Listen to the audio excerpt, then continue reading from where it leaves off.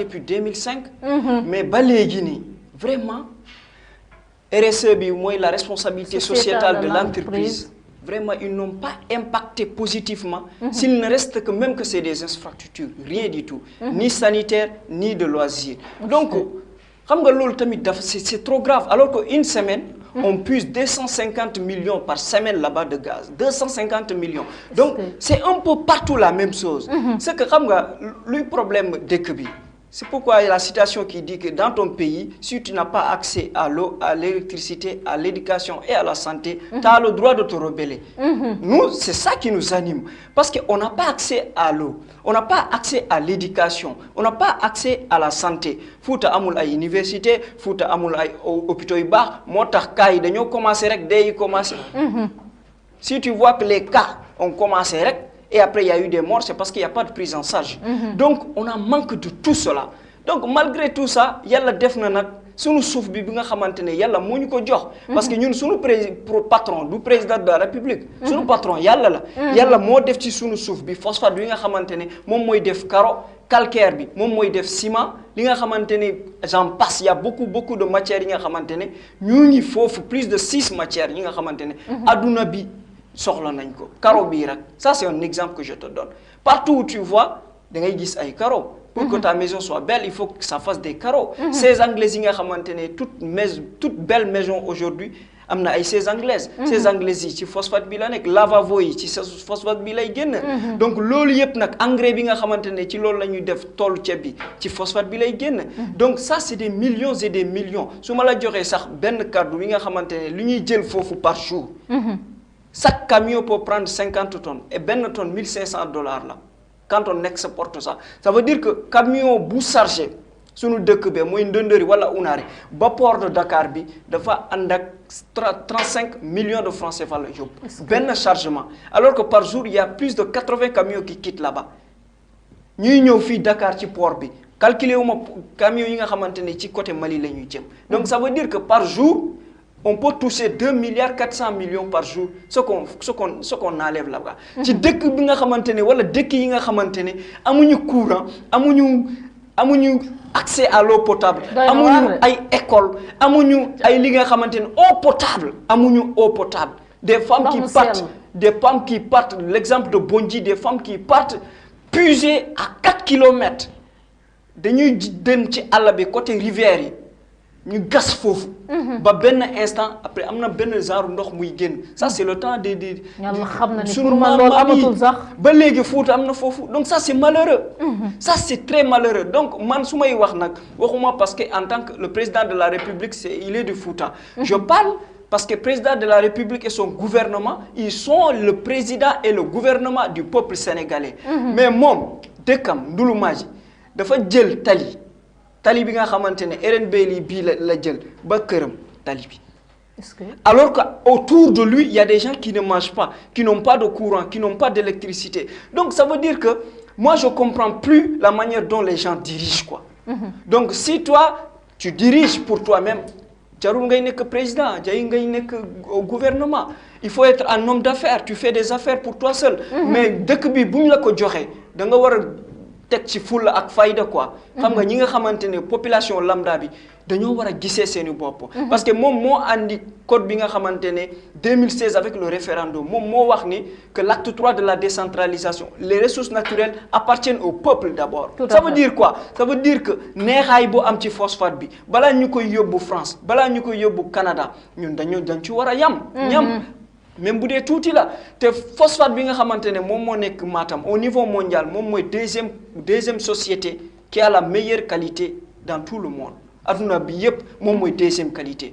Donc c'est pourquoi la tonne est à $1,500. Maintenant, à part ça, société bi dañuy verser chaque mois et chaque année état bi ay impôts. 2019 sax j'ai lu tout de suite le matin les redevances minières. 3 milliards l'année versé l'État 2019. Maintenant, ci 3 milliards bobu nak chaque année dañoo wara genn 20% ci ci xaalis boobu joxewaat ci dëkk yi nga xamante ne foofu lañu nekk pour infrastructure yi hôpitaux yi ay ku mel ni noonu loolu part de responsabilité état bi la depuis 2009 ba léegi état bi musul andi dërëm ci responsabilité maanaam respecté wul vraiment xaalis bi société bi day jox impôt yi état bi wax naa la léegi 2019 3 milliards la depuis 2009 ñu ngi koy versé alors que 20% yi génnul musul génn maintenant loolu ça c'est la part de l'État comment un État qui est censé de sécuriser parce que xaalis bi lan la njëriñ en fait pour moi l'argent que l'État a c'est pour servir sa population. Tout à fait. Pourquoi garder cet argent? Il faut donner l'argent, il faut pas le garder. C'est pour enrichir ou bien développer ton peuple. Donc, pour ça, pour l'anla, c'est pas normal ça. Maintenant, l'autre fonds, fonds la société, les 0,5% du chiffre d'affaires de l'entreprise. L'entreprise, bi warna jox 0,5% ci lu mu liggéey ci at bi yépp ci société yi nga xamantene ñu ngi fofu moy commune yi nga xamantene ñom ñoy impacté. C'est ce qui amène, en fait. Voilà, c'est ce qui amène à aller jusqu'à 700 millions par an. 700 millions bobu nak société bi musul jox deureum ci lool 2009 ba légui ñu ngi fofu. Donc ça veut dire que l'argent que la société nous doit est là-bas, n'est pas donné. L'argent que l'État nous doit est là-bas. Donc quand on calcule tout ça, c'est à peu près 7 milliards. 7 milliards, si on a une raison de Matam, nous avons des hôpitaux. Tout à fait. Au moins, on aura des respiratoires. Pour que nous peut-être que nous on ne peut pas dire ça. Mais quand même, voilà, on pouvait faire mieux quand même. Même si on mais ça ne va pas être automatique. Ils vont vivre quelques heures après. Donc avec tout cet argent, ça peut vraiment changer. Pour vraiment décentraliser la raison de Matam. Le gën pire ci lolu société yi dañu ñëw fofu impacter population bi nga xamantene du côté santé tellement grave. 2014 ba légui Fouta ñun xamuñu won ay asthme. Asthme en général c'est dans les endroits où il y a de la fraîcheur et tout ça. Mais tay suma la waxé ñu suñu galé amna au minimum 2 personnes. Té ay xalé yu ndaw la. La raison de Matam tay bo démé surtout les 3 communes impactées. Da ngay gis ay xalé yu ndaw 9 ans 8 ans ñuy asthme. Ay asthmatique. Ñuy asthmatique ça c'est tellement grave.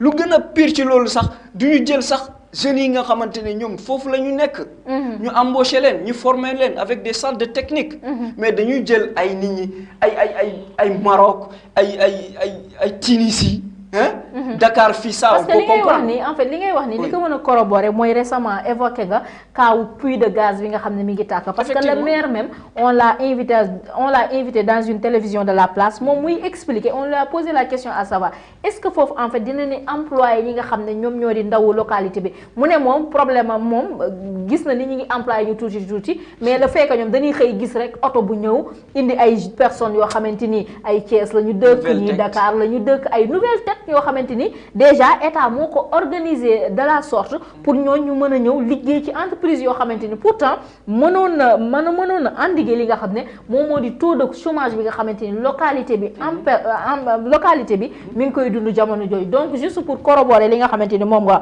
pour dire que ni mu nekké cas à Fouta non la nekké cas ci yenen gox. Mais c'est ça, c'est là-bas que j'ai commencé même parce que bo xolé xam nga gaz bu Sénégal bi Ngadiana le pétrole, les phosphates de Thiès, les phosphates de Matam, les zircons de la Casamance, le gaz et tout appartiennent tout avant tout aux populations et au peuple du Sénégal. Nous sommes d'accord. Mais cependant, nous subir directement les conséquences. Eux aussi, ils méritent cette considération.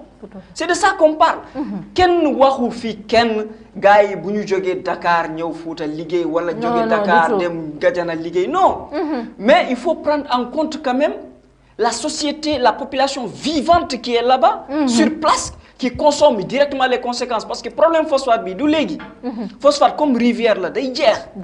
Maintenant 10 ans, 20 ans après lolu ngay gis nak jigen bi jur ay bébé yi nga xamantene amuñu nopi amuñu ay amuñu ay la malformation ça vient de là pas tout de suite parce que nous on a trouvé 2009 nous on était un peu grand quand même ça peut pas nous impacter mais ñi nga xamantene ñu ngi sogu ëmb ñu ngi sogu am ay dom c'est là-bas que la transformation vient alors que nous Sénégalais faut dem ci aduna bi on est classé la population la plus belle quand même de l'Afrique quand même. Moi, Bénin la fois passée et Togo. Les gens nous regardaient comme ça, on était en groupe. On nous appréciait. les Sénégalais on était élancés on était beaux mais lii bu continuer nii ñun ñooy gën a ñaaw ci Afrique yi leer la daal moom noonu daal dëgg nag monsieur Dia bi wax nga dëgg bi ñun du ñu yem ci ndóol du ñu yem ci ñàkk a wér du ñu yem ci wér dañ cay boole ñaaw boo xam ne doy na waar maanaam Djiby Dia bi ñu ngi koy sant bu baax di ko jaajëf